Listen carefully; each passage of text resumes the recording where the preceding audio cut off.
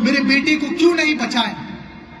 آپ کو ایک قدم لینے کی بھی ضرورت نہیں پڑتی، آپ صرف آپ کے ہاتھ آگے کرتے تھے اور آپ کے بیٹے کی جان اور میرے بیٹے کی جان بچ جاتی تھی۔ لیکن یہ کہے نا یہ بزرگ، I was minding my own business، میں اپنا خیال رکھ رہا تھا، میں نے ان کو دھکا نہیں دیا آپ کے بیٹے کو، میں نے ان کو یہ نہیں کہا کہ آپ کود جاؤ، تو میں اپنا خیال رکھ رہا تھا، I was minding my own business۔ آپ پھر بھی اس بزرگ سے کہیں گے کیا اللہ نے آپ کو عقل دی تھی، اللہ نے آپ کو سمجھ دی تھی؟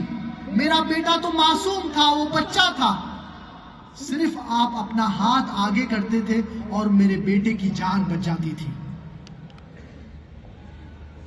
اسی طور سے غیر مسلمان آخرت کے دن پہ ہم مسلمان کے پاس آئیں گے اور کہیں گے کہ آپ نے کیوں ہمیں نہیں روکے، آپ نے کیوں ہمیں نہیں کہا کہ ایک خدا کی عبادت کرو؟